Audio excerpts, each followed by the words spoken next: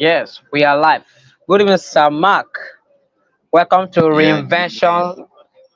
Welcome to Reinvention Lion Go Conference. You know, Mm-hmm.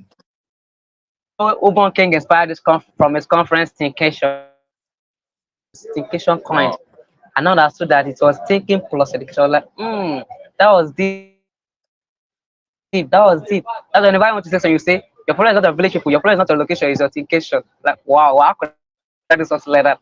So because of my story of reinvention, I came up with okay, you love eagle and you love lion. I was like, wow. I let everything about the man decide to bring a poetic word, lion plus eagle, coin together. That result as lion go. Reinvention lion go. And I'm happy that I met someone like Bon King in my life who changed my life, even without me meeting him one on one. So it's an honor to me to have you here. Who he has also mentored. It's an honor. Thank you for coming for Reinvention Conference. And today we have Sir Mark Thank you. Idiahi. Thank you. He is planning for Mm. Future Leadership Conference happening in October, right? Am I correct? October. Is it October, sir? Yeah, October. 5th of October. 5th of Yes. October in Oriental Hotel. Register for this conference. Me, I'm going to be there live. I'm a volunteer. He's also my mentor. I don't know what to make me miss that place. I cannot miss it no matter what. Even if I'm sick, I will still be there. I will appear there. I will show up.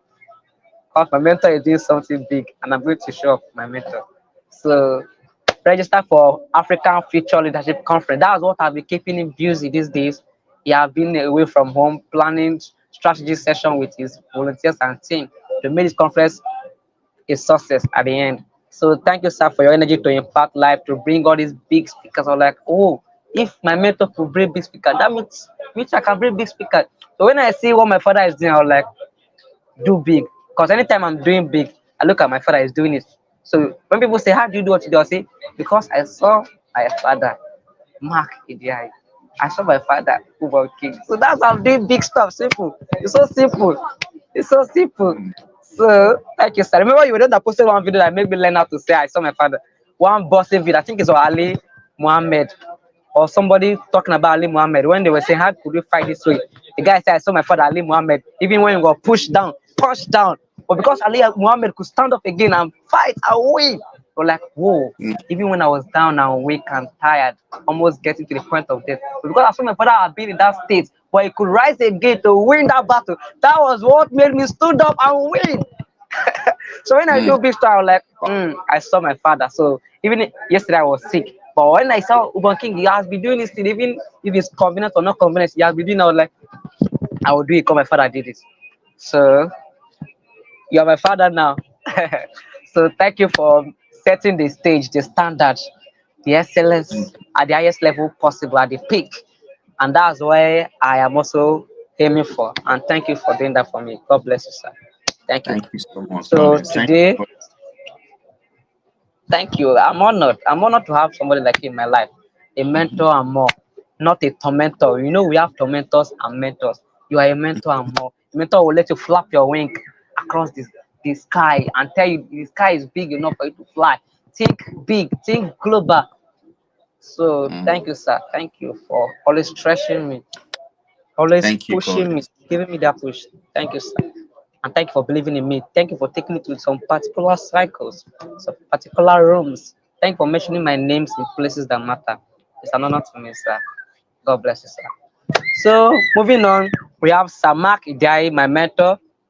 He is the founder or the convener of African Future Leadership Conference, African Future Leadership Conference and awards. So they give awards to people who are doing well in business and entrepreneurship stuff.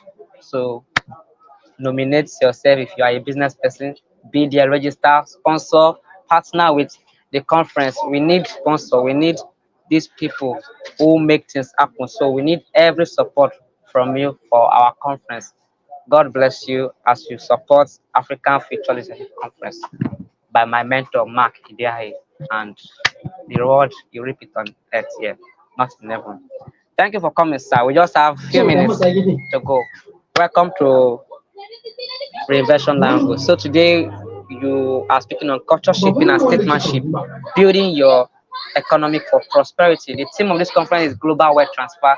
I believe in wealth transfer. I believe anybody can rise from nothing to something, and is only for those who are positioned, who are hungry, who are curious for knowledge, who are positioned to access the spirit, the knowledge, everything it takes, legally, morally, and credibly, to become worthy.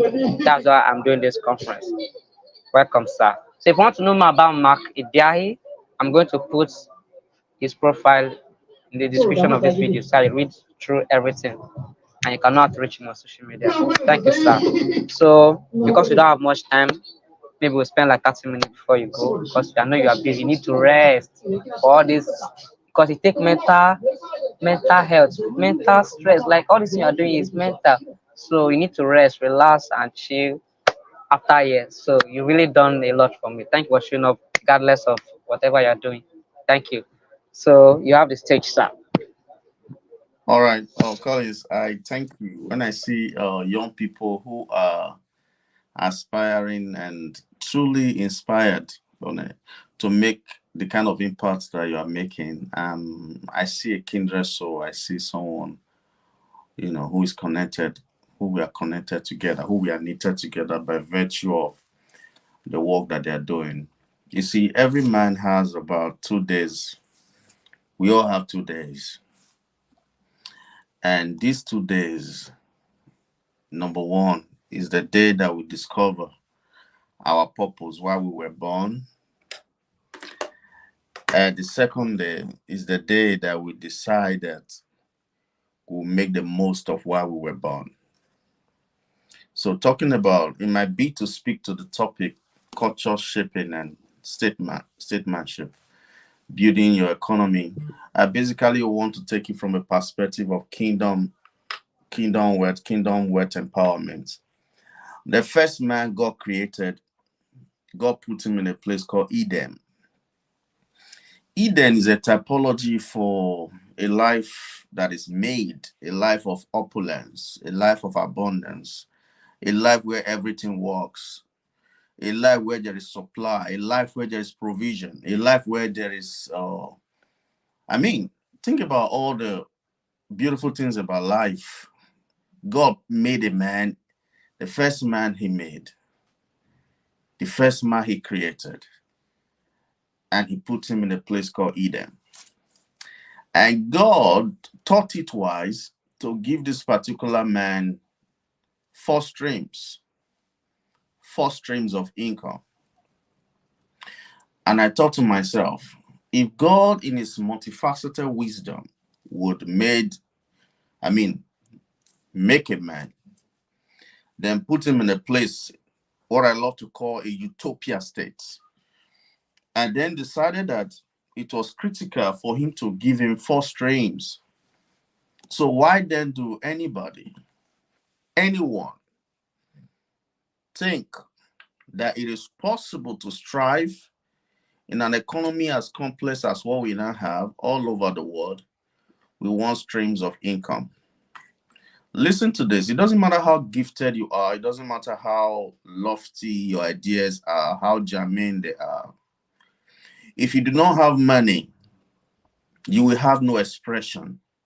If you do not have wealth, if you do not have the empowerment to actualize these dreams, you will end up in a rocking chair.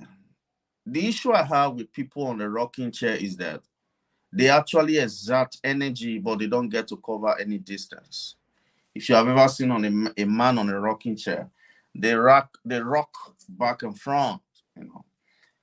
But if you look at it very well, somehow they could be exerting some level of energy, but they are not going anywhere. That is akin to the man who has a vision, who has lofty goals, ambitions, but does not have the means, the wherewithal, the resources to actualize those things. You just mentioned that we are hosting a conference.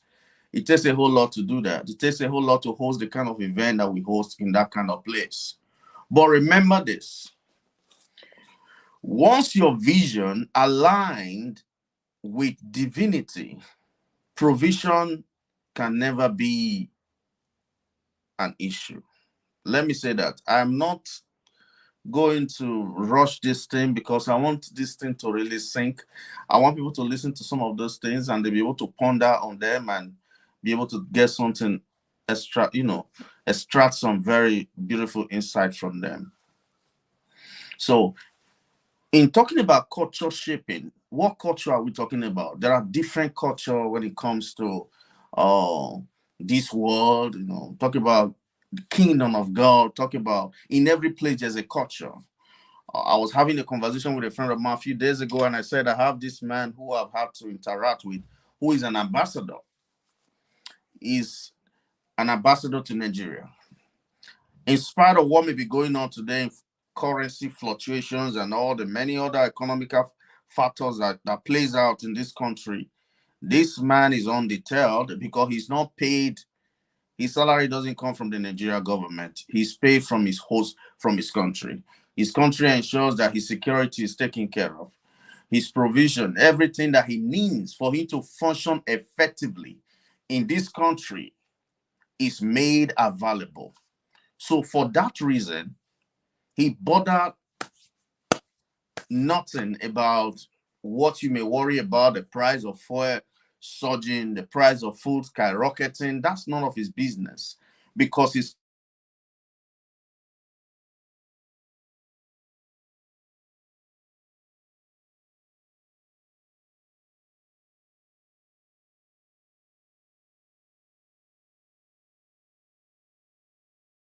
two things changed me totally. One was time and two was target. Once I put my time on ground and my target, I look like a madman. A man with a vision is a madman until the vision comes to pass. You cannot pull me out like this because I am hungry to win. Except you are ready to eat this kind of spirit, you are not making progress anywhere. A case in point, I just had Thinkation 2019. The year before that, I had 700 people. But this year, I said to myself that I wanted 5,000 people to register for it. In a space of 2 months, I had 7,000 people registered. When the event came, there were 3,500 people in attendance. So that tells me that I can do more. Once you put time on any project, time on any assignment, time on anything, it changes who your friends are. It changes who you talk to. It changes where you go. If your friends are the same ones you had 5 years ago till today, that means you have not made progress.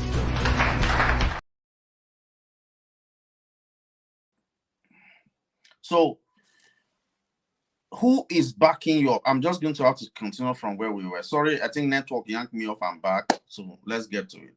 So, vision. Your vision will determine your provision ultimately. Your vision. You see, people say that they don't have money. The reason why they don't have money is because they have not found something that is worth dying for. They may have found something worth living for. But brothers, sisters, if you find something that is worth dying for, provision will never be a hindrance. I'm telling you this by experience. That is why I've gotten to a place in my life right now where I cannot be apologetic about the things that I know and how that it has shaped my perspective about life.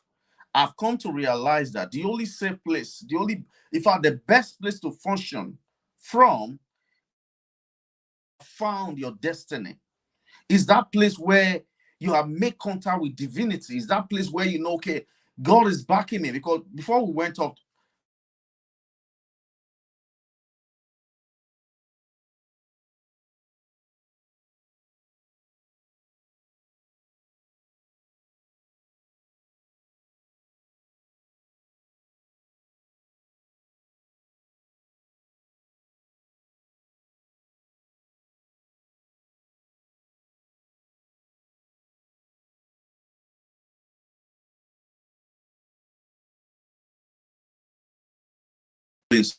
be bankrolled, someone said that someone is being bankrolled. So the concept of someone being bankrolled is simply a function of what you represent. If indeed you represent that kingdom, I'm talking about the kingdom of God. I'm talking about becoming God's spokesman. I'm talking about, because you see, let me tell you something. Life on earth is transient. I'm not here to preach, but I'm telling you, wealth, money without a mission is a disaster. Money or wealth without a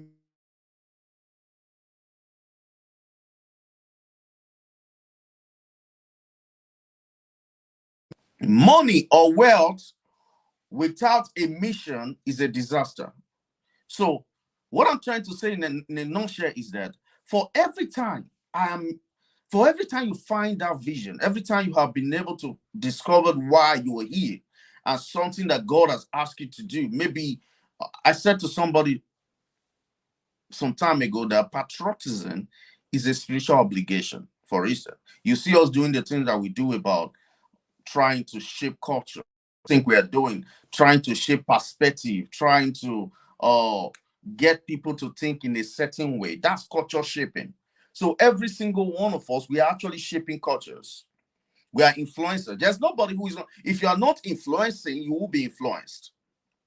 So you can choose to be an influencer, someone who is influencing philosophy, ideology, concept, ideas. You're trying to make people think in a certain way, or you are ultimately going to be someone who suck in everything that is being thrown at you. It means that you are at every beck and call of somebody, and you are being shaped. You are being morphed. You are morphing into some kind of person, negatively or positively, depending on who you're listening to. So at the end of the day, it all comes to this. We are all culture shapers. And for you to shape cultures, you need resources. For you to shape a culture, to have a voice. My mentor, blessed memory, we always say that money follows attention. Money follows attention. Now, for you to command attention, you need influence. And influence doesn't just come about flippantly. You have to be involved in something. It takes a whole lot for us to be live here right now. Your phone has to be on, and you have to charge your phone. You have to have a data. That comes with some cost. So invariably, when it comes to shaping culture, you can't talk about shaping culture without having economic stability. So I began by telling you that the first man that God created, he put him in a place in a utopia state that is called Eden. And Eden, everything works seamlessly. Power wasn't erratic, none that we know of. I mean, light didn't have to be going off, and we didn't have all the instability that the world is bedeviled by today. In that place, everything was seamless. But you know what? God considered it wise to give this man 4 streams of income. So I started by telling you, if as a man, all you can do today is just, for instance, a 9 to 5 or one job, 1 streams of income, you can do way more than that. You have to be able to ask yourself, what more can I do with what I have? Because if you are not out of giftings, if you are not out of giftings, you should not be out of resources. If you are not out of gift, you should not be out of resources. Because the scripture said expressly that a man's gift makes a way for him. So your gift has to make a way for you. Now, when we say a gift making a way for you, we are saying that your gift has to bring you wealth. And for that to happen, I'm going to take you to maybe 3 processes that can make that happen. I'll be out of your way. This is a brief one. All right, listen. The first one is that you have to identify what that gift is. The first thing that needs to happen is you must identify what that gift is. What it is, that what is that thing that you're passionate? Listen, in my book, in my second book, I wrote that passion don't pay bills. Some people can be very passionate about a cause, about an idea, and they will passionately fail and be broke. So it is possible that you're passionate about a thing, and that thing is not economically viable. So you need to understand that it's not just about being passionate about a cause or about an idea. Is that idea? See, let me tell you something. If you are, let me paint a picture. I see someone who cut nails. I saw a man, I think he's an outside man. All he does is goes about and cut people nails, and when he cut nails, they pay him like between 15 naira or 100 naira per person, and he's able to do like, let's say 10 people in a day, and that's like 10 people in a day would be like 1,000. Then I ask myself, how many more people will he have to attend to in a day or in a month for him to be able to amass the kind of money that can give him some level of financial stability? So he may be so passionately about that. He may be so obsessively passionate about cutting nails and helping people to cater for their nails, but that may not be the vehicle, financial vehicle, economic vehicle that he needs to take him to what I call financial Eldorado. All right. So the first thing that needs to happen is that you need to identify what that gift is. You need to identify what that thing is. Number two, you have to refine it. Listen, no matter how good you are in singing and you have this melodious voice and you can sing, everybody can sing in the bathroom, but nobody's going to pay for that. Nobody's going to pay for that you sing. No matter how beautifully you sing in the bathroom, nobody's going to pay for that. If you want to be able to monetize that, you then have to get to the studio, refine your voice, and was a song. So the second thing that needs to happen is that you have to discover the gift. Identify what the gift is, what you can do and do so differently that can bring the money. Because money answers to a need or needs that are met. All right? Money only responds to you solving problems. Money is a reward system for meeting a need, for solving problems. So when you identify that gift, you have to refine the gift. You have to refine it. You have to refine it. You have to hone the skill. Whatever it is that you do, you have to refine it. Then the third one, you have to learn how to sell it. You have to learn how to sell it. My mentor, once again, of blessed memory, will say, a man that cannot sell cannot be rich. And one of my favorite quotes, this is my quote. I will say to you that obscurity is the worst enemy of any brand. If you are not saying, you'll be forgotten. So having discovered your gift or identify your gift, you then need to refine it. And when you have refined it, then you have to sell it. Now, in talking about selling it, it all is all encompassing. It involves brand communication. It involves branding. It involves putting your face to your brand, putting it out there, talking about it. People have to know about it. Nobody can patronize you if they don't know you. You have to be on people's face. Visibility, because obscurity, like I said, is the worst enemy of any brand. If you are not seen, you'll be forgotten. If you are not seen, you'll be forgotten. So talking about culture shaping, understand that we are all in the business of culture shaping. If you're not shaping the culture, somebody else will be shaping or influencing you. It's about influencing, culture shaping. And depending on where you're from, your ideology, your philosophy about life,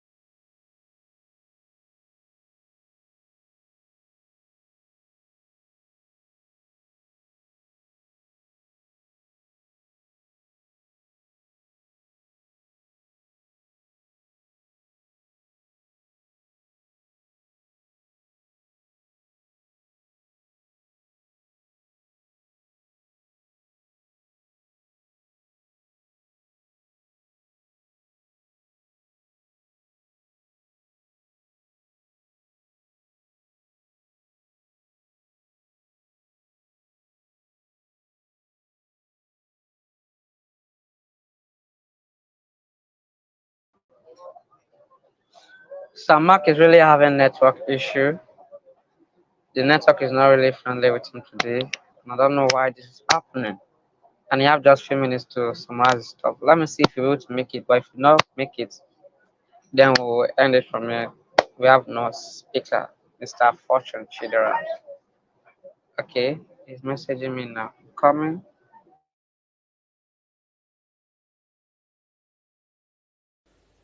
If you want to change your position, get angry with your present condition.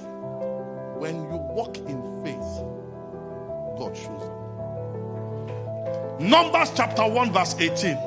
34, 36, 38, 40, 42, 45 says if you are 20 years old, you are able to go. I expect you to get angry to find out how do you become independent now. Between the ages of 13 to 19, you should be training yourself to win, to dominate the market, so that by 20 you can take a decision.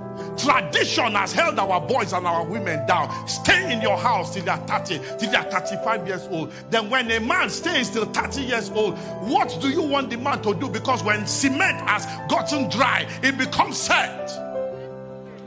It becomes set. The problem with Africa, Nigeria, is free food. Because anybody that gives you free food stops you from thinking. Two things.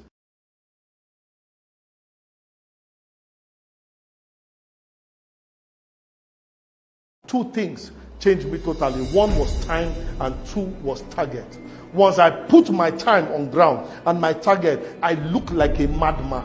A man with a vision is a madman until the vision comes to pass. You cannot pull me out like this because I am hungry to win. Except you are ready to eat this kind of spirit, you are not making progress anywhere. A case in point, I just had Thinkation 2019. The year before that, I had 700 people. But this year, I said to myself that I wanted 5,000 people to register for it. In a space of 2 months, I had 7,000 people registered. When the event came, there were 3,500 people in attendance. So that tells me that I can do more. Once you put time on any project, time on any assignment, time on anything, it changes who your friends are. It changes who you talk to. It changes where you go. If your friends are the same ones you had 5 years ago till today, that means you have not made progress.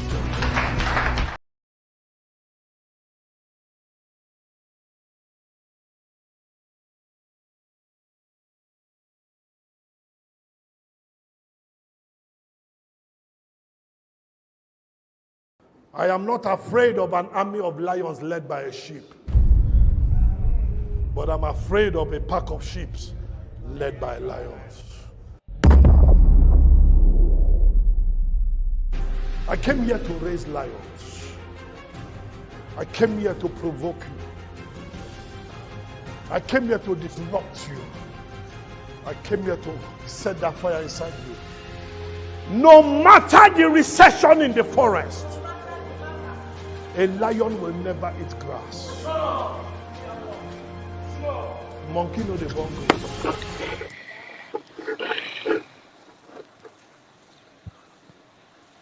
We're back again. The network is not really good. The network is very, very bad. All right. Sorry about that, Before I sir. went, no problem, no problem. It's fine. Maybe because of where I am, recession. So, but bottom line is, I've been able to. I believe I concluded before the network yanked me up, but let me just basically do a recap. I said we are all in the business of culture shaping. How much impact we are able to make in shaping culture, helping to redefine the narrative, you know, is determined by our economic stability. You can't make without that financial leverage. This is where wealth comes in. And I have to reference the first man that God created, putting him in a place called Eden, and he gave him four streams, which means that God is very mindful of us becoming financially buoyant.